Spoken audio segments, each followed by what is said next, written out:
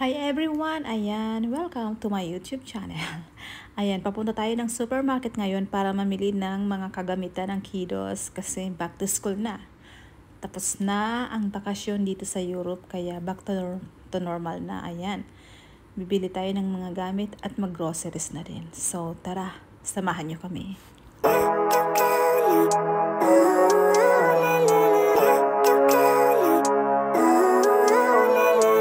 So ayan, kung nakikita nyo nga napakadaming kagamitan sa school kasi nga back to normal na tayo dito sa Europe. Ayan, mga mura lang naman yung iba dyan, pero yung iba napakamahal din. Ayan, mga cents lang yung iba naman mura, depende. So ayan, mamimili tayo ng mga gamit nila, ni Winona at ni Axel. Ayan, maraming sale ngayon kaya sulit naman yung punta namin dito. Kaya lahat ng kailangan nila binili namin para sulit talaga yung punta namin dito. So, ayan mga notebook at kung ano-ano pa ang nabili namin. Back to school na. Back to normal na dito sa Europe. Kaya, ayan, puro trabaho na naman yung mga tao at eskwela yung mga estudyante. Kaya, talagang kapag summer dito sa Europe, talagang sinusulit namin. Ayun, kaya okay naman mag-enjoy kapag summer kasi once in a year lang naman yon. So, talagang mag-i-enjoy ang mga taga-Europa. Diba? So, ayan, pili-pili ang mga kiddos. And, ayan nga. Tapos na yata kami dito. So, hindi pa may titingnan pa pala kami dito. Ayan, maraming sale. Ayan o. Ang sarap lang mamili. Ayan, hinahayaan ko silang mag-enjoy ng kung ano-anong gusto nilang kunin dyan. Ayan, basta wag lang marami kasi ang hirap. Ang gastos, grabe. So, ayan, tapos na yata kami. So, ito na, shampoo na kami. Nasa section na kami ng mga sabon at shampoo. Ayan yung shampoo ko gamit, conditioner and shampoo yan.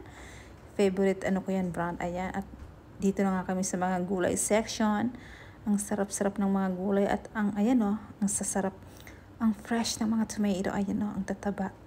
So, ayan, o, ang daming pagpipilian. Ang kikinis, fresh. Ayan, mura lang siya. 2.89 euro and ito yung gusto ni Mano. Ayan, super orange din siya. And ayan, mga potatoes. Ayan, sale lang siya. Ang mahilig kasi sa french fries. Minsan nagluluto ako ng french fries. Ayan, mga gulay. Ang daming gulay ngayon. Ang tataba. Ayan, mga fresh. Ayan, fresh. Ayan. Hindi ko yan binili. Yung binili ko dyan is yung isa kasi pang sahog ko yun sa pansit. Mas gusto ko yung isang, ano tawag doon? Repolyo. Ayan, si Winona, napagod na siya kaya nasa pushcart na siya. Nasa loob na siya ng pushcart. Grabe. Ang baby damulag ko nasa pushcart na ayaw maglakad talaga niya. Pero sanay naman siya maglakad. Ngayon lang ayaw niya maglalakad sa supermarket. And ayan, continue tayo mamili ng mga gulay dito.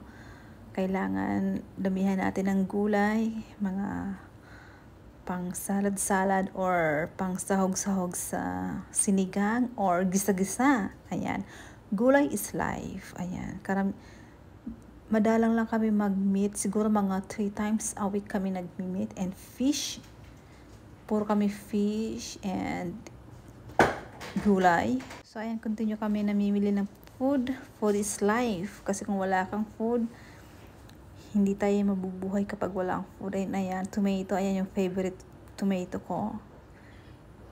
Favorite tingnan ko lang. Pero yung isang tomato yung binili namin. And ayan, ang dami talagang mga gulay. Ang tataba ng gulay dito. Ayan, merong mga talong and courgette. Tawag niyan dito, courgette. Sa atin siguro patola. I'm not sure. Basta yung mga gulay dito, ang tataba. Ayan, kita nyo naman yung mga talong. Ang tataba, grabe. Ang sarap niyan. Ayan, basta mga talong at mga sili. Ayan, mga siling labuyo. Hindi siya siling labuyo. Basta, hindi siya siling labuyo. Ayan. Ito yung 1 pack na talong. 2.49 euro lang siya. Okay na. Not bad. So, yes, bumili ako niyan. Meron kaming stock ng mga gulay. And ayan, di ba ang fresh ng mga gulay dito? Mga colorful. Ayan, sili siya. Maanghang yan ah. Kasi may siling hindi maanghang. And ayan, ini-scan natin yung barcode para magbayad na lang. Ayan. So, ito talaga, fabrong tawag dito. Ano mo tawag sa Pilipinas yan? Ang mahal yan sa Pinas, alam ko. Ayan, siling labu. Hindi siya siling labuyo. Basta sili siya. Ayan. 3.99 euro siya. So, okay lang din. Wala nang libre ngayon. Ayan, ang tataba oh. Ang sarap yan. Ang sarap ihalo sa sinigang. Ayan. And ito, anong tawag dito sa Pilipinas? Nakalimutan ko. Basta.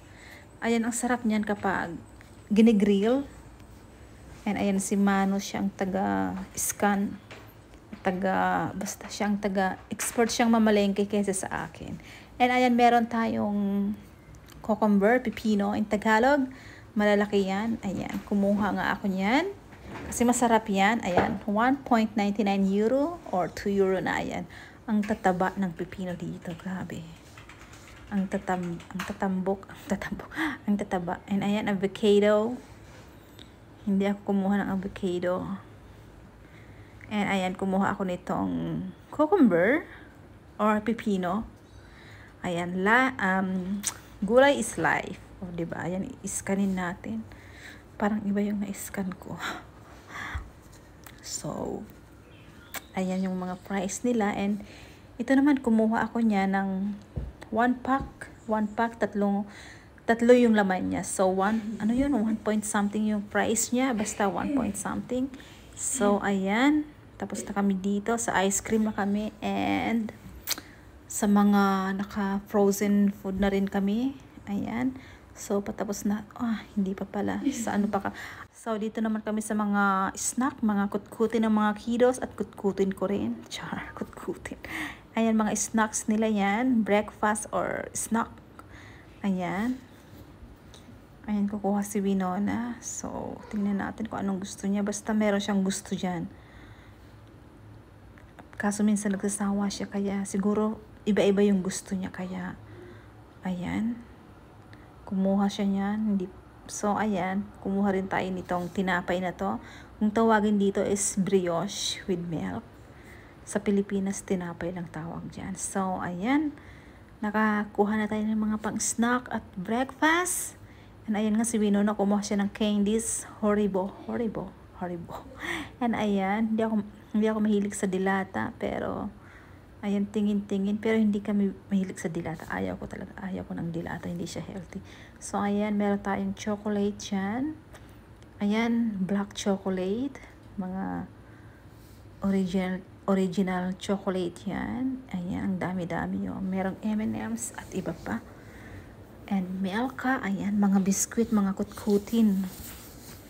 Ayan, mga cookies. And another chocolate. Ito kapag December sale yan. Masarap yan kapag December kasi naka-sale. Masarap kasi naka-sale. Ayan, ang daming candy dito. 1.99 euro. Ayan, hindi siya nag-sale dito sa France. Yung mga candies. And ayan, marshmallow. And then, nasa fish. Nasa ano na tayo, isda. Ito, malaking galunggong. Tawag sa atin yan sa Pilipinas is galunggong. Ayan o. Pero dito, napakalaking ano yan, galunggong. Ayan, sardines. Ayan, masarap yung sardines din. And ayan, nasa meat, ano na tayo, section. Ayan, dito sa France, hindi ako expert mamili ng karne kasi minsan nabibili ko yung matanda.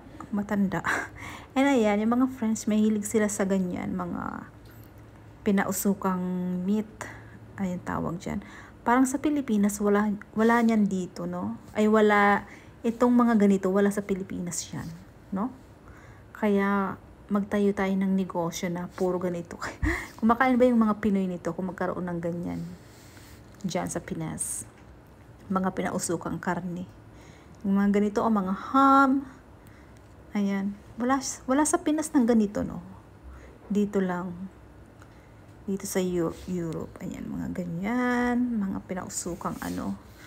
Pero yan, ayan no, mga ganito wala sa Pinas yan. Yung mga French, gustong-gusto nila yan. Ayan o, pinausukan. So, ayan nga si Winona, kumain na kasi nagutom na. kain-kain. So, ayun, that's all for today's video. Thank you sa panunood, guys. I love you all. Ayan. Grocery shopping. Ayan. Hanggang dito na lang muna. See you around. Thank you.